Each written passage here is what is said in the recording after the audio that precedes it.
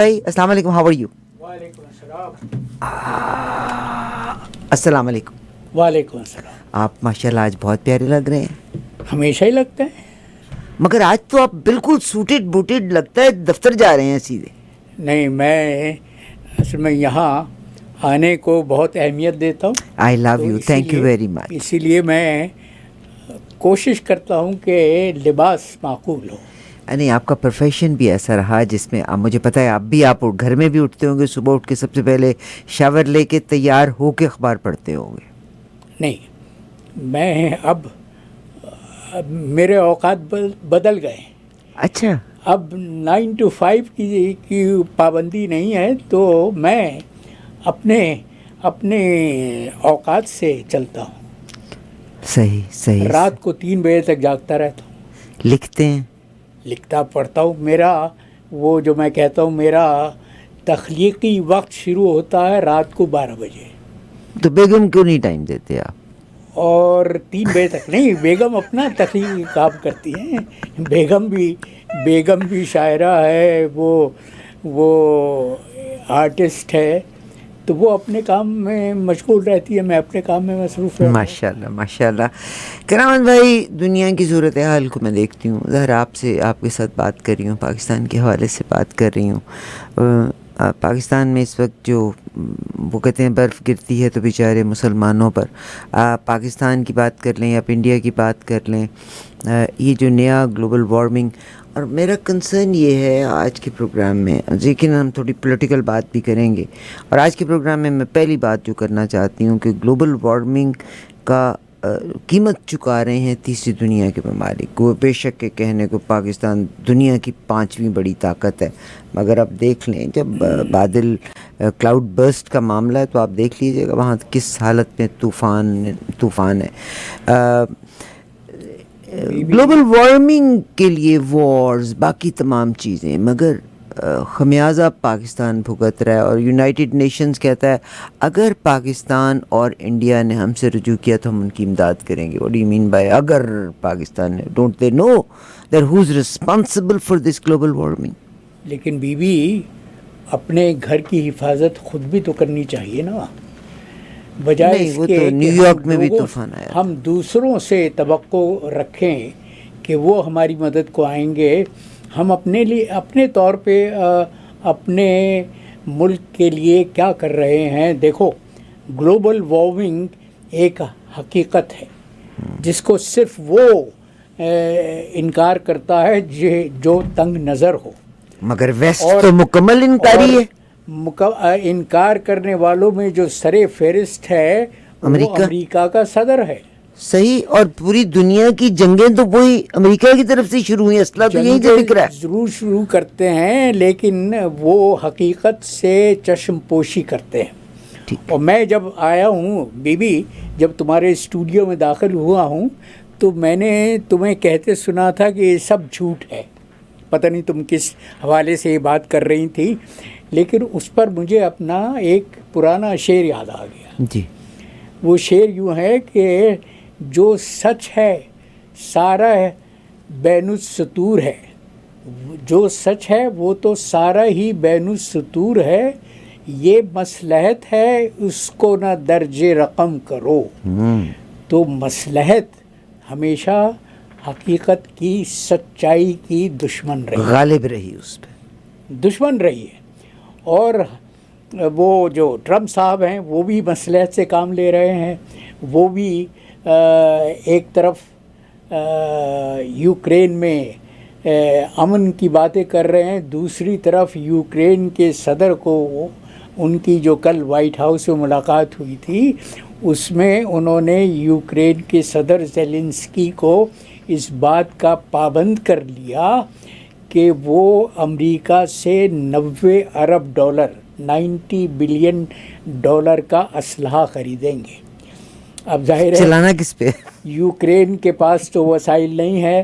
وہ جو $90 ارب کا خرچہ ہے وہ یورپ کے ممالک برداشت کریں گے, اس لیے کہ مغربی دنیا کے زعماء اور لیڈر اس صورتحال کو واپس لانا چاہتے ہیں جو دوسری جنگ عظیم کے خاتمے کے بعد سے اور 1990 کی دہائی تک قائم رہی، اور جس کو ہم اپنی زبان میں سر جنگ کہتے ہیں، وہ کولڈ وار جس نے رشیا کو توڑ کے رکھ دنیا دیا۔ کے دو مختلف بلاکوں کے طاقتور بلاکوں کے درمیان تھی۔ مغربی ممالک اپنی نادانیوں سے، اپنی پالیسیوں سے اسی دور کو واپس لانا چاہتے ہیں۔ اور جو کلائمیٹ چینج کی بات ہے بی تو دیکھو، پاکستان کا شمار ان ممالک میں کیا جاتا ہے جن کو سب سے زیادہ کلائمیٹ چینج سے خطرہ لاحق ہے، اس لیے کہ ہمارے ملک کا جو جنوبی حصہ ہے، کراچی مثال کے طور پر جو ہمارا شہر ہے، وہ سطح سمندر سے تقریباً برابر ہے۔ تو اگر خدا نخواستہ سمندر کی سطح بلند ہوتی ہے تو کراچی تو ڈوب جائے گا۔ اور ابھی تم نے دیکھا، ابھی جو کل بارشیں ہوئی ہیں اس میں کراچی کا کیا حشر ہوا ہے، اور اس کے جواب میں ہمارے جو کراچی کے ایڈمنسٹریٹر ہیں مرتضیٰ وہاب، جو پیپلز پارٹی کے سرکردہ اراکین میں شامل ہیں، ان کا جواب یہ تھا کہ کراچی کے جو نالے ہیں، جو نکاسی آب کے لیے سہولتیں ہیں، وہ صرف 40 ملی میٹر بارش برداشت کر سکتے ہیں، لیکن کل کراچی میں جو بارش ہوئی وہ 100 ملی میٹر تھی۔ تو پورا شہر جو ہے وہ تالاب بن گیا۔ میں نے جو ویڈیو دیکھی ہیں، جو میرے دوستوں نے مجھے ویڈیوز بھیجی ہیں، تو پورا شہر لگتا ہے کہ سیلاب کی نظر ہو گیا۔ لوگوں کو گھروں سے کام تک پہنچنے میں گھنٹے لگ گئے۔ میری بیوی کا بھتیجا انہیں بتا رہا تھا کہ وہ یونیورسٹی جانے کے لیے اپنے گھر سے نکلا تھا، لیکن 5 گھنٹے میں وہ یونیورسٹی نہیں پہنچ سکا۔ نتیجہ یہ ہے کہ مایوس ہو کے وہ گھر واپس آ گیا، لیکن گھر واپس آنے میں مزید 6 گھنٹے لگے۔ تو یہ عالم ہے۔ حکومت کی آنکھیں کھل جانی چاہیے، ان کو اس حقیقت کا ادراک ہو جانا چاہیے۔ کراچی کتنے عرصے سے پیپلز پارٹی کے انڈر ہے؟ 17 برس سے، 18واں برس شروع ہو گیا ہے، اور کراچی کا جو حال ہے، آلویز انڈر پیپلز پارٹی، 17 برس سے پیپلز پارٹی کے دور اقتدار میں ہے، اور پیپلز پارٹی نے جو حشر کیا ہے میرے شہر کا، اس پر خون کے آنسو رونے کو جی چاہتا ہے۔ جو روشنیوں کا شہر تھا بی میں نے تو آنکھ کھول کے اس شہر کو جگمگاتا ہوا دیکھا تھا۔ میں نے اپنی آنکھوں سے اس شہر کی سڑکوں کو رات کو دھلتے ہوئے دیکھا تھا، اور آج وہ شہر کوڑا گھر بن گیا ہے۔ اقوام متحدہ کی جو رپورٹ عالمی شہروں کے متعلق ہے، وہ یہ کہتی ہے کہ کراچی اپنی سہولتوں کے اعتبار سے دنیا میں دوسرے نمبر پر ہے ان شہروں کی فہرست میں جہاں رہائشی سہولتیں کم سے کم تر ہیں۔ یہ عالم ہے۔ ہمیں شرم نہیں آتی، ہمارے جو قائدین ہیں ان کو شرم نہیں آتی کہ انہوں نے ملک کے اس سب سے بڑے شہر کا، جو ملک کے لیے غریبوں کو پالتا ہے، جو ملک کا ریونیو جنریٹ کرتا ہے، جو سب سے زیادہ ٹیکس اور محصولات کی مد میں حکومت کے خزانے کو بھرتا ہے، اس کو ان وڈیرہ شاہی کے رحم و کرم پر چھوڑا ہوا ہے، جس نے کراچی جیسے شہر کو، جو پاکستان کا، دیکھو یہ اس کو کوتا بینی کہتے ہیں۔ کراچی وہ کہا جاتا ہے معیشت کی زبان میں، کراچی وہ موٹر ہے جو پاکستان کی معیشت کو چلاتا ہے.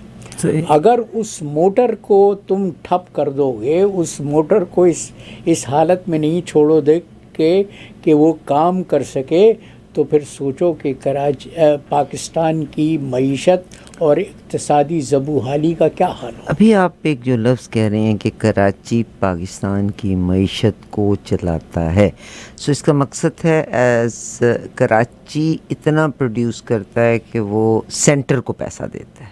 سب سے زیادہ ابھی بھی وہ پورے ملک میں جو تو وہ اپنے لوگوں کو فیسیلیٹیٹ کیوں نہیں کرتے؟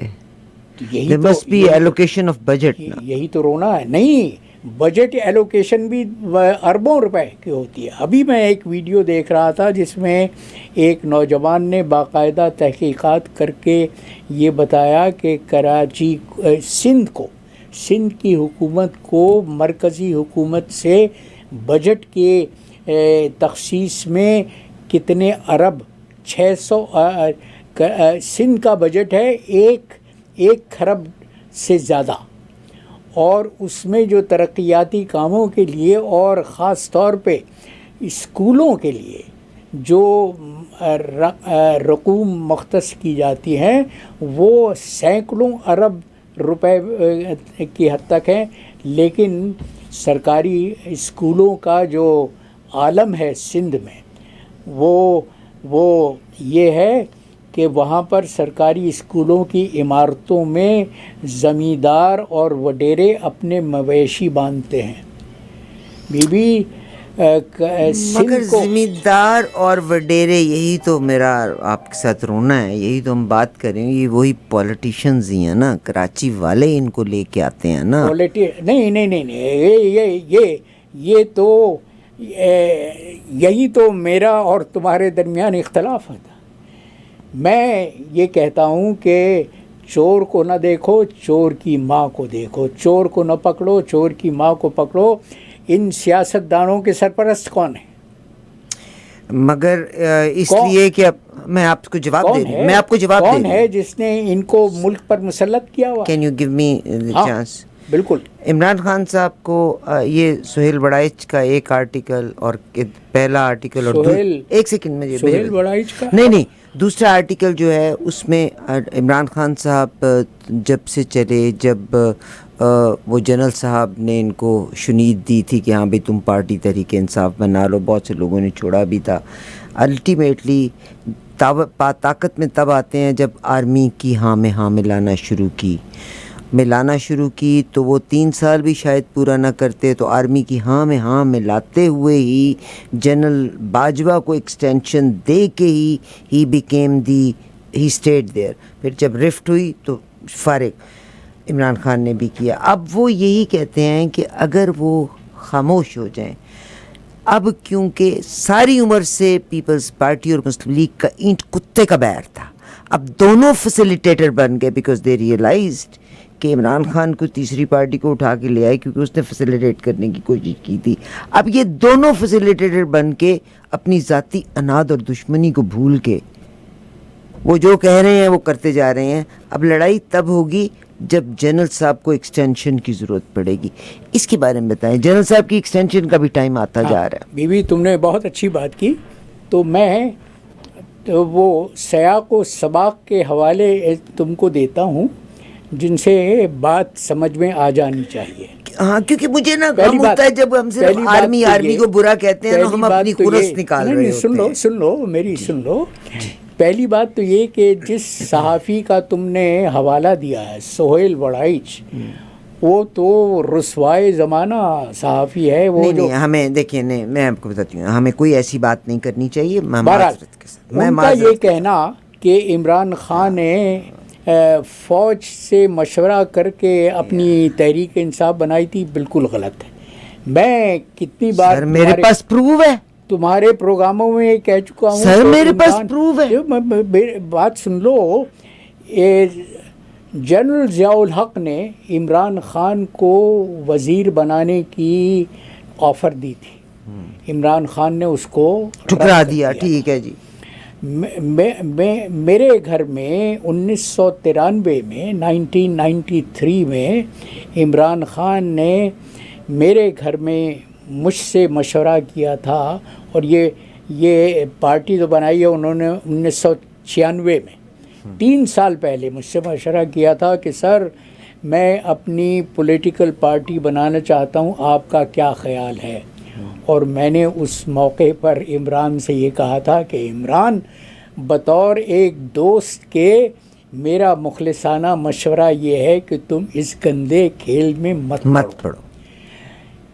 اس نے کہا کہ سر اگر میں آپ کی بات مان لوں اور اس گندے کھیل میں مت پڑوں تو پھر تو ہمارے ملک کی سیاست کے حالات کبھی بدلیں گے نہیں، اس لیے کہ اگر ہم چوروں اور ڈاکوؤں پر اس ملک کو چھوڑے رکھیں گے تو ملک میں ایک بہتری تو کبھی نہیں آئے گی۔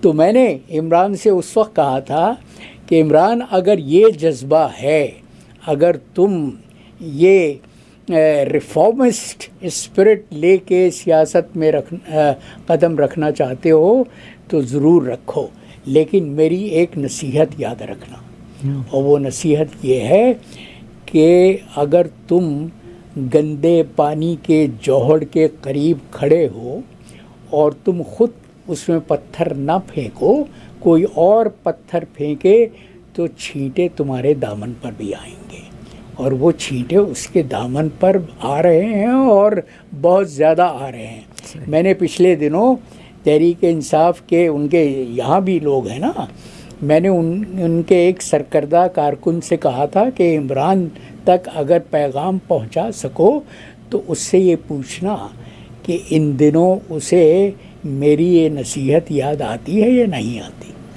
تو بی بی عمران خان جس اسپرٹ کے ساتھ، جس مقصد کے ساتھ، جس نصب العین کے ساتھ سیاست میں داخل ہوا ہے وہ بہت عرفہ ہے، بہت اعلیٰ ہے، اور یہی وجہ ہے آخری جملہ سن لو، یہی وجہ ہے کہ وہ ان سے کوئی ڈیل کرنے کے لیے تیار نہیں ہے۔ بالکل آپ نے صحیح کہا۔ جو سوال یہ ہے، اب تم جو کہتی ہو، جب وہ آئے تھے نا تو دیکھیے جس چیز کا کریڈٹ ہے ان کو لے کے آنے میں، جناب ان کا فرسٹ شروع، one of the first one جو جس نے one of the first one Saeed میو یہاں ٹورنٹو میں ہوتے ہیں، سعید میو نے ان کا پہلا الیکشن بھی لڑا، سعید میو نے دوسرا الیکشن بھی لڑا، اور دوسرے الیکشن میں جب بائیکاٹ کیا تھا تو عمران خان نے سعید میو کے گھر میں آ کے بائیکاٹ کیا تھا الیکشن میں۔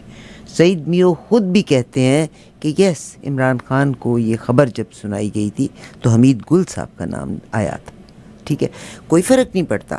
عمران خان صاحب، میں دیکھیں جو اس کی اچھائی ہے، but he was surrounded by corrupt people, معذرت کے ساتھ اس کو بندے کی شناسائی نہیں تھی۔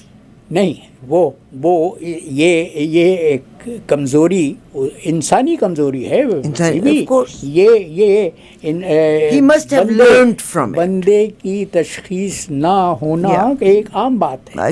لیکن میں تم سے یہ سوال کرتا ہوں کہ ٹھیک ہے، سیاستداں بہت برے ہیں، بہت کرپٹ ہیں، انتہائی نااہل ہیں، اس قابل نہیں ہے کہ وہ ملک کے نظام کو سنبھال سکے، لیکن سوال میرا یہ ہے کہ وہ جن کا کام ملک کی سرحدوں کی حفاظت کرنا ہے، وہ کیوں پچھلے 70 برس سے پاکستان کی سیاست میں مرکزی حیثیت اختیار کیے ہوئے ہیں، اور وہی ہیں جو حکومتوں کو اچھاڑتے پچھاڑتے رہے ہیں، اور جنہوں نے آج تک پاکستان میں جمہوریت کے پودے کو پروان نہیں چڑھنے دیا گیا۔ دیکھو، ابھی جو 14 اگست پچھلے ہفتے جو ہمارا یوم آزادی تھا، اس پر وزارت اطلاعات کی طرف سے، اور ہمیشہ ہوتا ہے، ہر سال ہوتا ہے کہ وزارت اطلاعات کی طرف سے اشتہار دیے جاتے ہیں ملک کے سرکردہ اخبارات کو، پورے صفحے کے اشتہارات ہوتے ہیں۔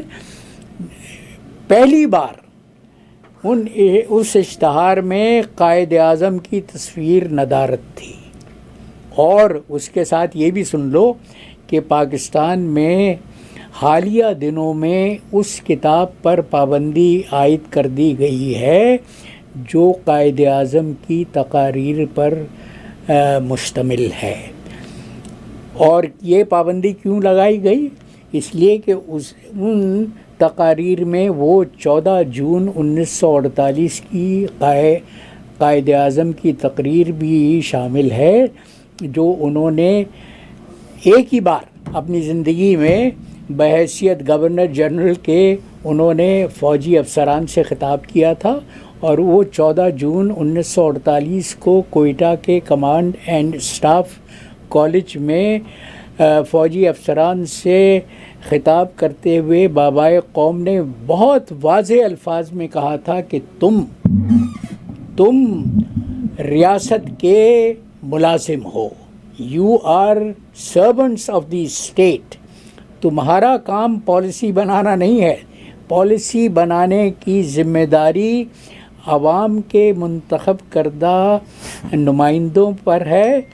تمہارا کام صرف یہ ہے کہ تم اس پالیسی کو عملی جامہ پہناؤ.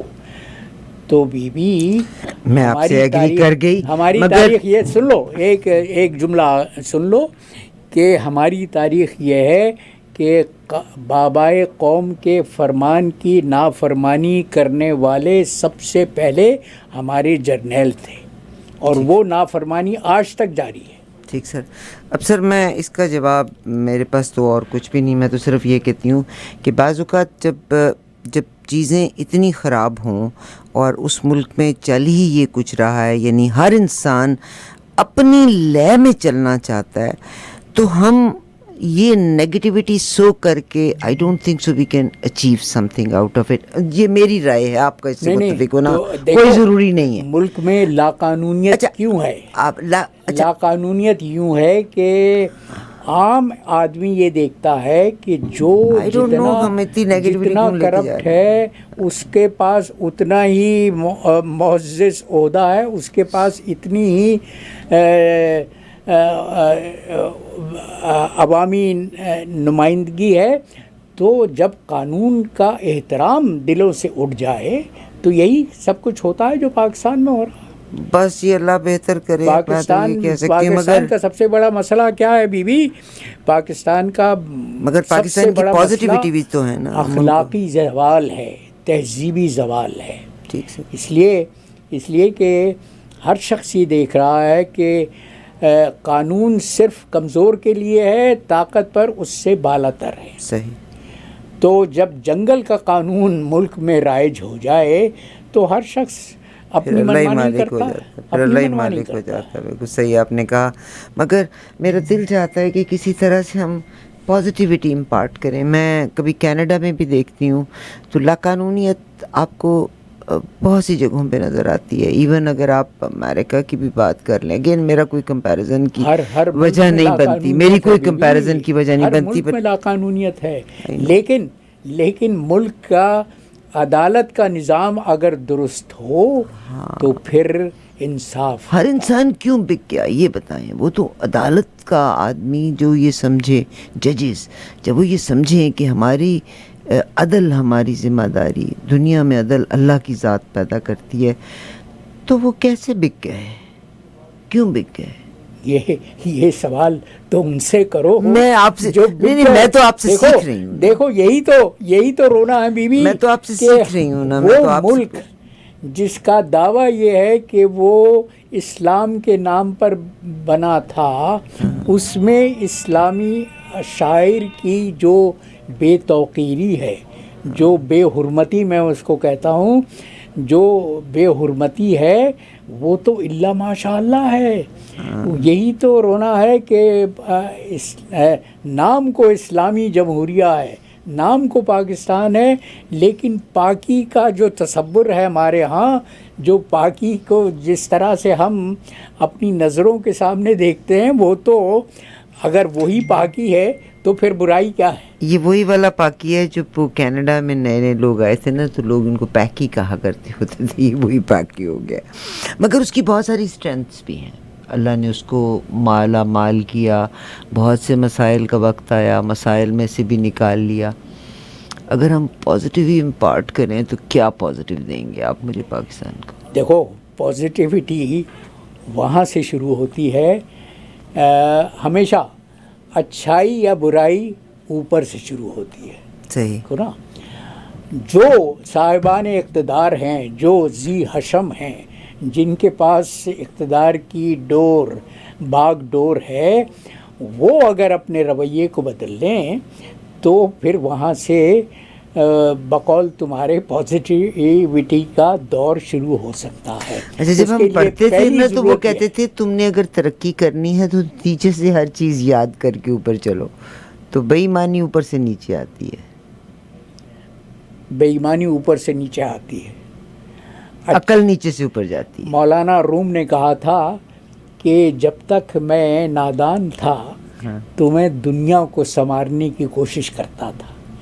جب مجھے عقل آئی، جب مجھے ہوش آیا، تو مجھے یہ معلوم ہوا کہ سب سے پہلے اپنے آپ کو سدھارنا چاہیے، اپنے آپ کو بہت بڑی بات کہی ہے آپ نے، بہت بڑی بات کہہ دی. اپنے گھر کے سامنے کا کوڑا جو پاک کر سکتے ہیں وہ پوری گلی کو صاف اور پاک رکھتے ہیں. لیکن ہم تو پاکستان میں یہ دیکھتے ہیں کہ گھروں کا کوڑا باہر پڑا رہتا ہے، اس کو نکال کے کوئی پیر اٹھانے رکھ والا کے. نہیں ہوتا. تو بیوی سدھار کیسے آئے گا؟ سدھار یہ ہوگا کہ ہر شخص یہ کوشش کرے، اور سب سے زیادہ یہ احساس ان میں ہونا چاہیے جو صاحبان اقتدار ہیں، جن کے پاس طاقت ہے، جن کے ہاتھوں میں طاقت کا منبع ہے. اس کے لیے سب سے زیادہ پہلی ضرورت یہ ہے کہ اپنے حدود کا تعین کیا جائے. فوج کا کام ملک کی سرحدوں کی حفاظت کرنا ہے، اس کا سیاست میں کوئی کردار نہیں ہونا چاہیے. مجھے بڑا دکھ ہوا ہے کہ ظاہر ہے میں نے تصویر تو دیکھی کہ قائد اعظم کی تصویر کو میں سے اس کو پکچر کو نکال دیا گیا ہے، مگر دوسری چیز جو آپ نے بتائی ہے کہ ان کی سپیچز میں سے وہ سپیچ بھی نکال دی جو جون کے اس مہینے. کتاب پر پابندی عائد کر دی گئی ہے جو قائد اعظم کی تقاریر پر مبنی ہے. کہاں پہ یہ لکھا ہوا ہے کہ پابندی عائد کی؟ کہاں لکھا ہوا ہے کہ پابندی عائد کی؟ یہ تو پاکستان کے میڈیا نے رپورٹ کیا ہے، اس نیوز میڈیا میں جس پر ہر طرح کی پابندی ہے. یہ وہی سوشل میڈیا ہے جس نے یہ رپورٹ کر دیا تھا کہ محسن نقوی صاحب جو ہے ملک چھوڑ کے چلے گئے. محسن نقوی تو ایک بہت ملک چھوڑ کے نہیں گئے، وہ گئے تھے، وہ واپس آ گئے. ملک کو چھوڑ کے نہیں گئے. یہ افسوس کی بات ہے کہ ملک سے وہ چمٹے ہوئے ہیں، اس لیے کہ ملک کو برباد کر رہے ہیں، ملک کو تباہ کر رہے ہیں. ابھی جو کرکٹ بورڈ کا حشر کیا ہے انہوں نے، دیکھو اب جو پاکستان کی ٹیم اناؤنس ہوئی ہے کل، اس میں جو 2 سب سے معتبر کھلاڑی تھے ان کو نکال دیا گیا ہے. تو یہاں تو آوے کا آوا ہی ٹیڑھا ہے بیوی. کس کو رویا جائے، کس کو رویا جائے. کیا لوگوں کے لیے کیا ایڈوائز ہے؟ لوگوں کی ایڈوائس یہ ہے، وہ جو میں نے مولانا روم کی مثال پیش کی کہ ہر شخص اپنے آپ کو بدلنے کی کوشش کرے، نہ یہ کہ وہ پڑوسی کو بدلنا چاہے، اپنے حال میں مست رہے، اپنے کو سدھارنے کی کوئی کوشش نہ کرے، پڑوسی پر اس کی نظر رہے. تو بیوی جب یہ جو میں کسی پروگرام میں میں یہ بتا رہا تھا کہ میں چین میں اس دور میں تھا جب چین کروٹ دے رہا تھا، اور اس دور میں یہ تھا 1980 کی ابتدائی دور تھا. میں چین میں رہا ہوں 1982 سے 1985 تک. اس وقت چین کو ایک قائد ملا جو قد کا جو بہت چھوٹا تھا. اچھا. 4 فٹ 11 انچ قد تھا ڈینگ شیاؤ پنگ کا، لیکن قامت بہت بلند تھی. وہ قد اور قامت کا جو فرق ہے نا، وہ اس کی شخصیت میں نظر آتا تھا.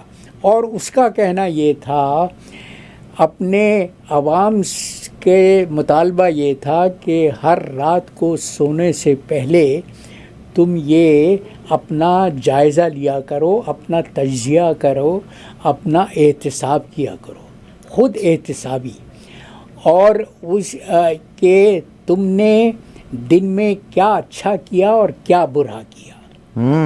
تو یہ خود احتسابی جو چین میں پیدا ہوئی، چین کے عوام میں پیدا ہوئی، اس کا نتیجہ یہ ہے کہ آج چین 45 برس بعد دنیا کی سب سے بڑی اقتصادی قوت بن کے ابھرا ہے۔ تو پاکستانیوں کو بھی میرا مشورہ یہی ہے کہ خود احتسابی کا عمل شروع کرنا چاہیے۔ ہر شخص کو سونے سے پہلے یہ اپنے دن بھر کے اعمال کا جائزہ لینا چاہیے کہ اس نے دن بھر میں کیا اچھا کیا اور کیا برا کیا، اور اگر وہ اپنی برائیوں پر اس کی نظر پڑ جائے تو اس کے بعد یہ عہد کرنا چاہیے، یہ تہیہ کرنا چاہیے کہ وہ ان برائیوں سے اجتناب برتے گا۔ اگر خود احتسابی کا عمل قوم میں شروع ہو جائے، بیدار ہو جائے، اگر اپنا احتساب کرنے کا کی قوت بیدار ہو جائے، احتساب یعنی ہر انسان کو، چھوٹے بڑے کو احتساب میں جانا اپنا چاہیے، احتساب کرنا چاہیے۔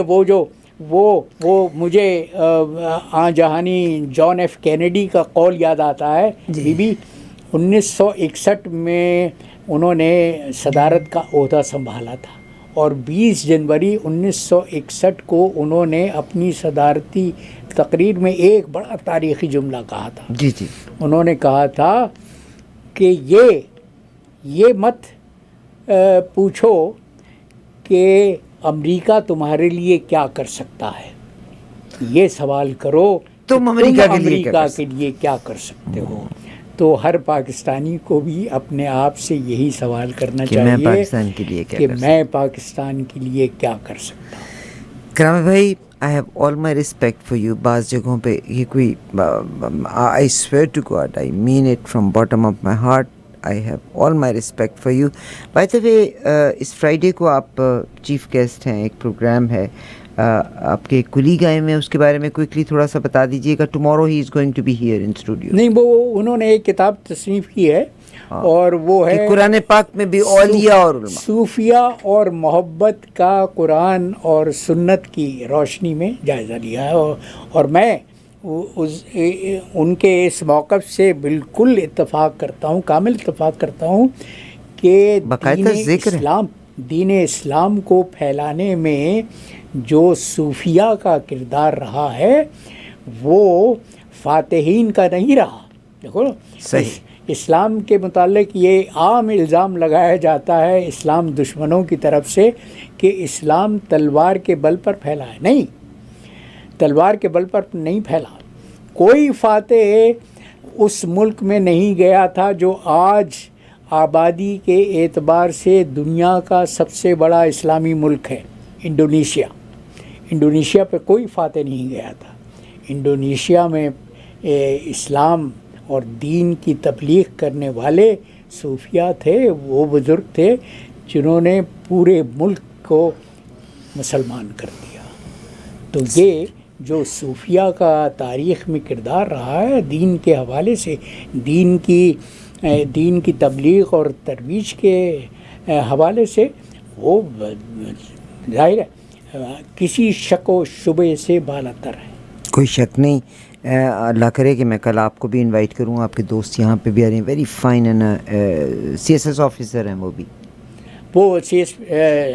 سول سروس میں تھے۔ وہ ہمارے ایک زمانے میں ہمارے جنیوا کے مشن میں میرے ایک دوست کے تھے، وہاں سفیر تھا میرا،